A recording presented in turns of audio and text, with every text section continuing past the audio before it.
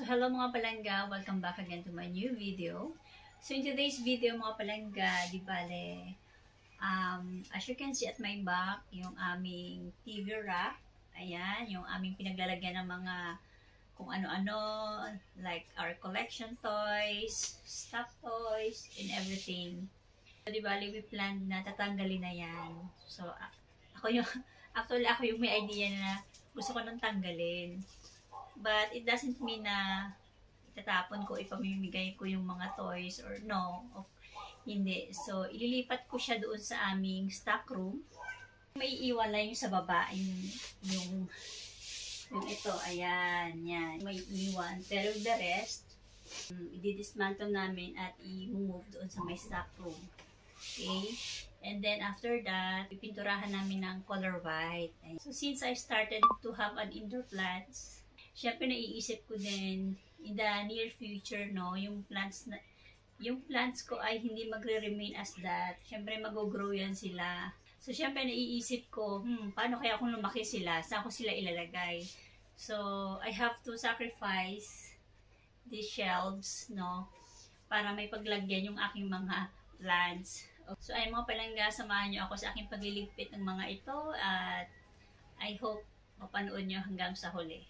Siyempre, before that mga palangga, nais ko ulit ipakita sa inyo yung mga mini collections namin.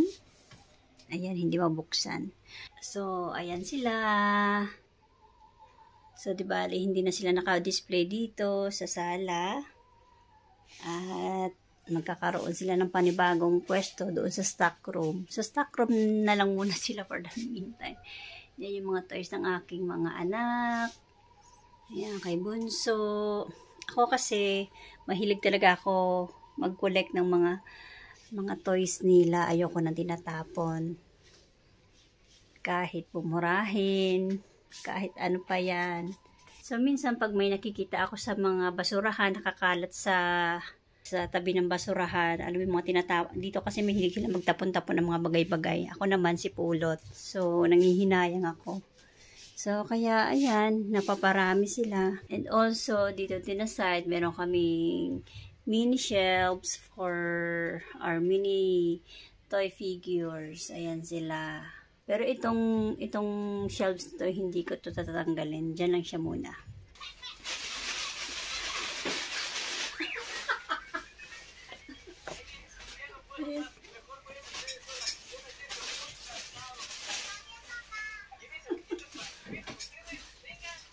Charlotte, put the toys here inside. Why? Nabi, what's my slipper? Help mommy. What? What did he say? You help mommy. Ayusin mo. Mamaya na yan, yung sa baba muna.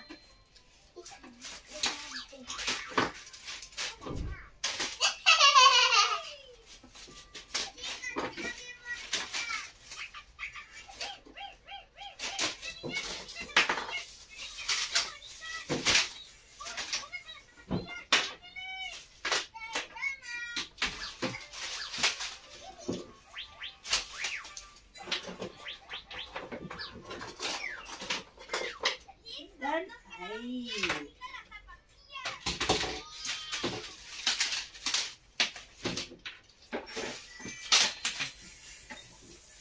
Sa baba.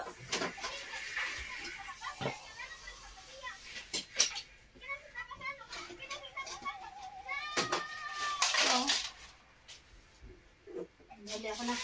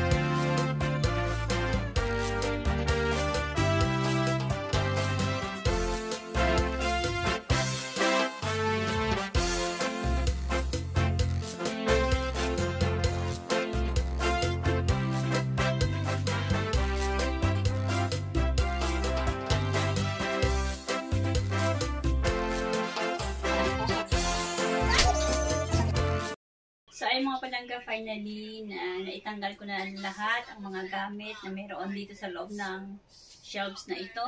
And, nalinisan ko na din sila. So, after this mga palangga, di bali, i-dismantle na ito. Kukunin to, and then itong gitna na ito mga palangga, di bali, ilalagay namin to sa aming room. Ito, tsaka ito, parang i-didikit namin. Yun yung ilalagay namin sa stock room. So, ayan. Bubuksan natin. So, di ba yung pinaka-original na ito mga palangga? Ito. Yung ito lang at dalawa lang siya. Dalawang ganyan. Dalawang shelves lang ang meron. So, ito, since marami kaming toys, ang ginawa ko, yung mga Mommy, what did you pick up? yung mga laminated na ano, And ayun, what tawag did you dito. pick up, Mommy? Ito yung ano, ito yung mga kinukuha ko lang sa basurahan. Ayan, ito din, ito, yan. Nakikita ko na to sa basurahan at pinatong lang to. Para dumami yung shelves. Ayan, kukunin natin. Tchadan! Ayan, so di bali nawala na siya dito. So, ayan yung dalawang tabla na kinuha ko lang sa basurahan noon. At ayan ang pinaka-original niyan. Dalawang shelves lang. Ganon din sa kabila mga palangga. Look. Kung makikita nyo, iba yung color niya. Ito yung original, ito yung hindi. Yan ang hindi. Yan ang original. Ito kasi parang naka-fix na siya. Hindi mo siya makukuha. Ito yung pinatong lang. Yan. So, kukunin ko din yan.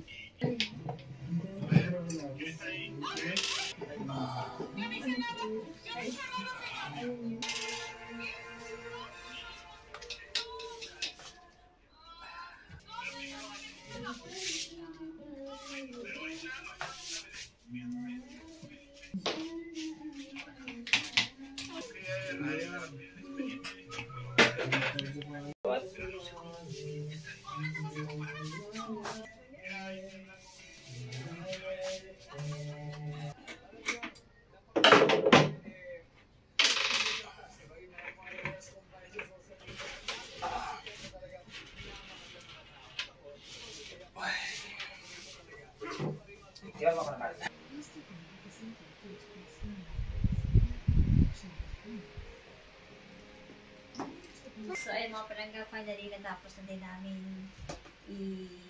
i-transform ang aming shelves, no? So, ito na siya mga palangga. Finally, nakolora na namin ng white. And, dito sa taas, nandun sa ano, yung nakikita niyo before, na pinaglalagyan ng mga toys. So, doon, nasa stock room namin. Ito na siya. Pero, hindi lang mananatiling ganito lang. So, syempre, ilalagyan ko siya ng plants. Kasi yun naman talaga yung pinaka-purpose ko before. It's because for the plants purpose. Ayan. So, ay mga palangga, diba, samahan niyo ako sa aking paglalagay ng mga plants. So, here is my Monstera Deliciosa. Medyo nag-grow na siya. So, ito, dalawang leaves, bago yan. Bagong tubo. Medyo nag-matured na. Tchadan! Ayan. And then, meron akong rubber plants, dalawa, na sa nilabas ko. Wait lang, kukunin ko. Oops. So, ito yung aking, rubber plant. Dalawang klase. Ito, light and yung dark one. So, for the meantime, ito lang munang plants yung ilalagay ko dito. And, so, pero, lalagyan ko siya ng mga konting kalamuti. Yan. Kasi, hindi lahat ng toys is tinago ko. Pero, nagtira din ako ng yung mga simple lang, pero, ito kasi dati yung mga anime, ito yung isa sa mga regalo ko kay ate before kasi mahilig sa anime. I-display natin ito. Siya si Minami Korotti. Ito naman, regalo ko kay tatay noon. Ay, nahulog ang kanyang fire. Yeah. Yeah, yeah, yeah, Ito yeah. natin ilagay. Dragon balls. And ito, si Sailor Moon. Sailor Moon.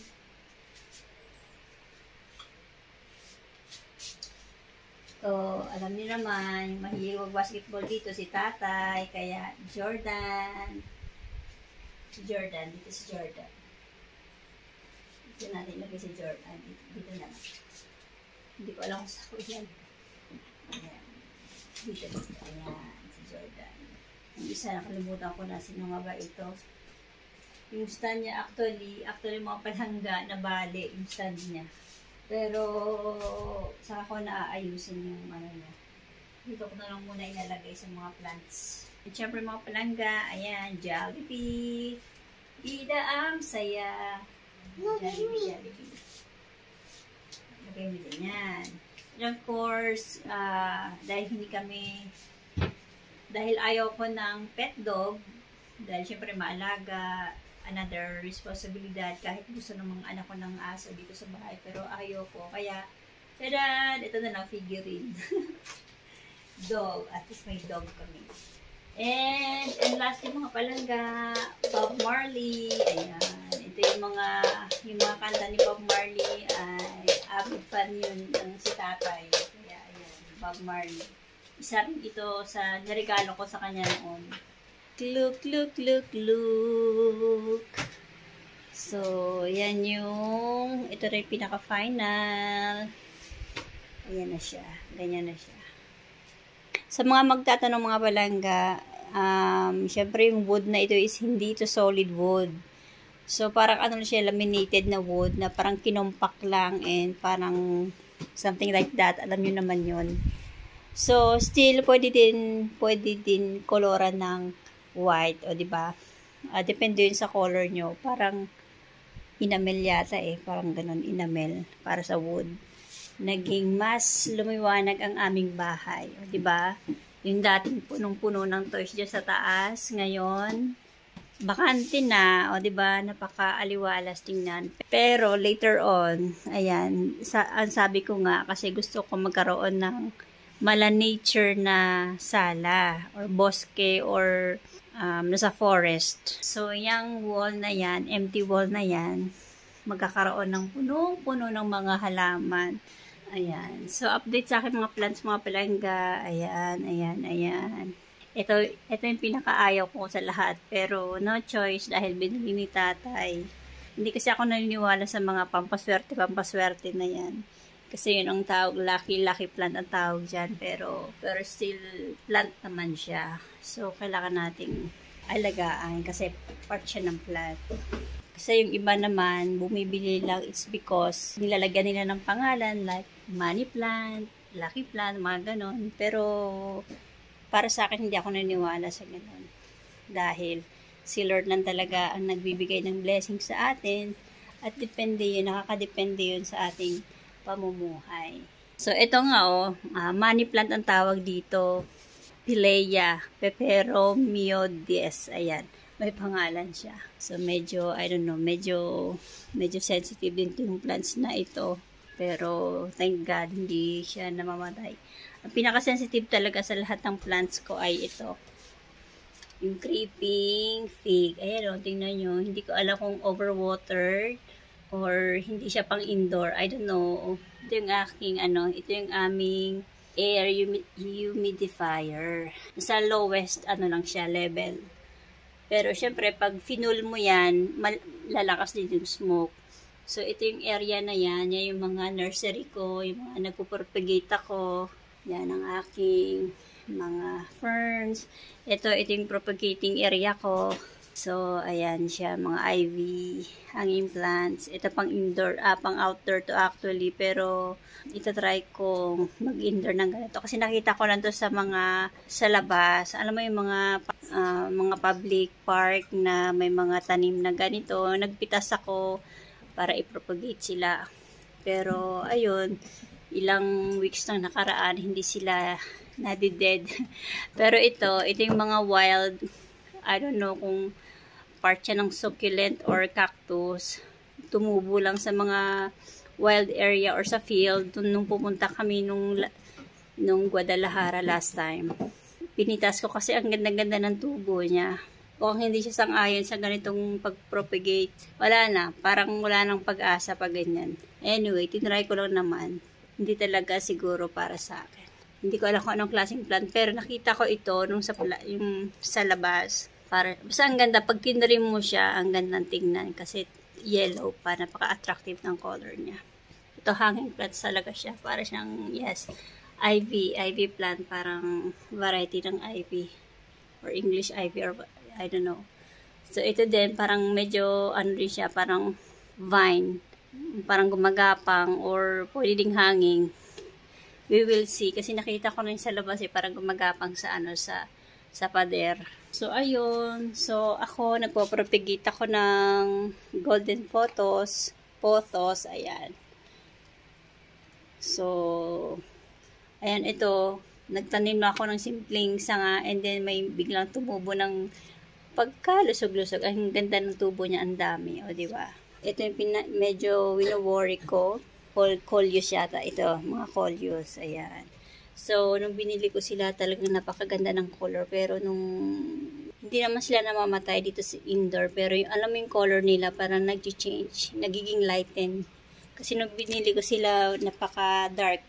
Ma-attract ka sa color nila nung binili ko siya. Pero, nung dito na sa bahay na sila, o baka naghahanap sila ng fertilizer. Kasi hindi ko nilalagyan ng fertilizer. Nahayaan ko lang na mag-grow natural. So, isa din ito. Actually, ito yung matagal ko na itong pinopropagating kasi nakapwesto ito sa CR. Gusto kong maglagay ng hanging plant sa CR pero it seems like ang tagal niya talagang mag-grow. So, nilipat ko siya dito sa sala para masubaybayan ko araw-araw, maalagaan ko. So, ayun, may tumubo kahit papaano. As long as hindi nagrarat yung baba niya, talagang malaking chance na tutubo sila. Ito yung aking jade plant. Ayan, ang lusog-lusog niya mga palangga. Binili ko lang siya noon. Wala pang 1 euro to. Nung sobrang liit. Ngayon, na siya. Nag-grow na siya. Ayun, bagong tubo. Alam mo yun. Nakakatuwa pag nag-aalaga ka ng halaman. And, alam mo yun, may tumutubo. Meaning, sila. And ito, share ko lang. Nung pumunta kami nung pumunta kami ng Salamanca with my friends. So, may nakita ako doon. Para siyang wild. Sa atin, syempre, alam natin isang klase siya ng succulent. Kumbaga, parang wild plant na tumubo doon sa stone. So, kinuha ko. Ayan. So, ito na siya. Sana mabuhay siya dito sa indoor. Pero alam mo, may tumubo talaga siya. May tumubo na baby. Dahil siguro summer ngayon. Kasi alam ko, pang outdoor talaga. Gusto nila ng init. Kaya doon ko nilalagay sa ayan, sa labas ng medyo, alam mo yung talaga siya sa labas. Maanoan siya ng araw.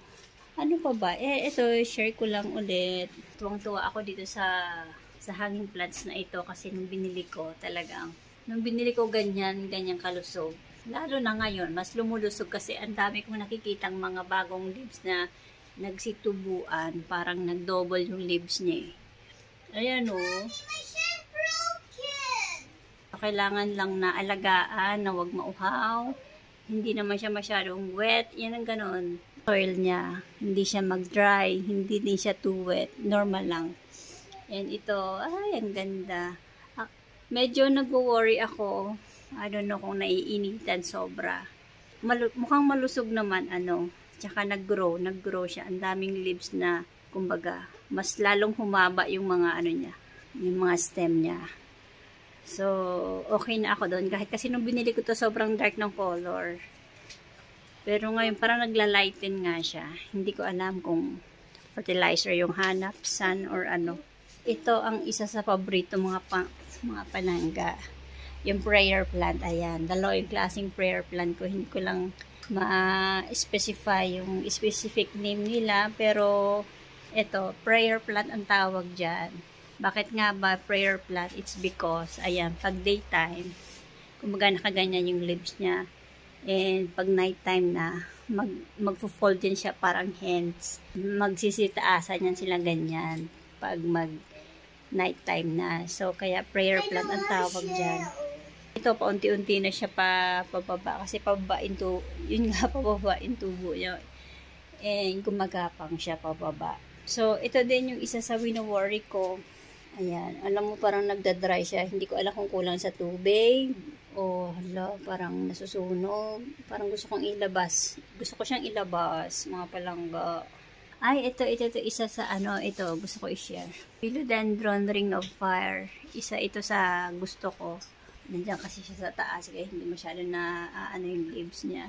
So, Philodendron Ring of Fire. Ang dami kasing klase ng philodendron eh.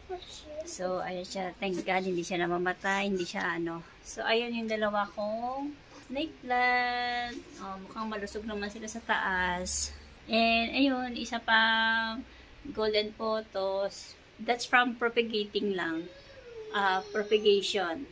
So, tumubo na siya ng bongga-bongga. And, ayun, nilagyan ko siya ng coco pit bed o coco coir na stand. Lagay ng cortina, yan mga palangga.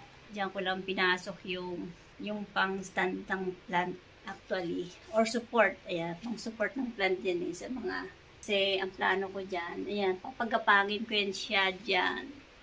Hanggang doon sa dulo. O diba, para maging mukhang jungle naman yung bahay namin. So, ay mga palangga, before I end this video, nais ko lang ipakita yung saan ko nga ba nilagay yung mga toys. Actually, nilagay ko na siya sa box at ko na siya, kinloads ko na siya for good. Pero, since bumili si tatay ng another, dahil nagkaroon ng sale, for 3 pieces na ganito kalaki sa 20 euro. So, ang laki ng discount. Nasa 45 liters siya actually. And, syempre, may kasamang pang-cover. Ayan, ganyan. So, bumili si tatay ng ganito kasi, alam mo yung nakikita mo yung toys. Kung, at least alam mo kung nasaan yung mga toys. Kasi pag box, minsan sa sobrang katagalan, hindi mo alam kung ano ba yung laman ng box na yan. So, kailangan mo buksan, parang ganoon. So, maganda yung ganitong plastic, at least, siya, transparent, nakikita yung box. Kaya, I decided na ilipat dito, and tara, samahan niyo ako mga palangga. So, for sure, yung mga friends ko, mamimiss nila yung mga toys ko, toys collection. So, kaya dito na lang muna sila. Nagplano din ako sa mga toys ko kung ano gagawin ko. Pero, secret lang muna. Ayan o, Tadaan! Tadaan! Ewan ko kung nakikita niyo.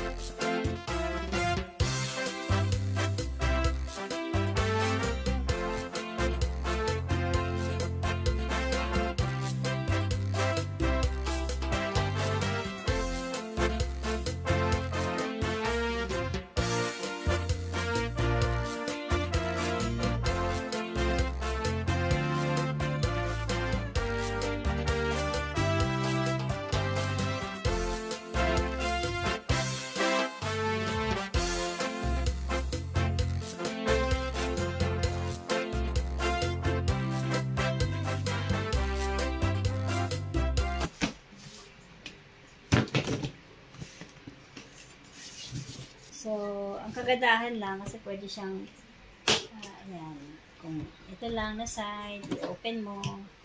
O, diba? So, finally mga palangga, natapos ko din lahat-lahat. At, di bali itong mga toys na to is ilalagay ko na lang sa my snack room. And, konting ligpit-ligpit na lang. And, Thank you sa pagsubaybay ng aking munting video na ito, and I hope meron kayong munting natutunan or idea sa inyong tahanan. Okay? So, see you again next time mga palangga, and thanks for watching. Bye-bye! Bye-bye!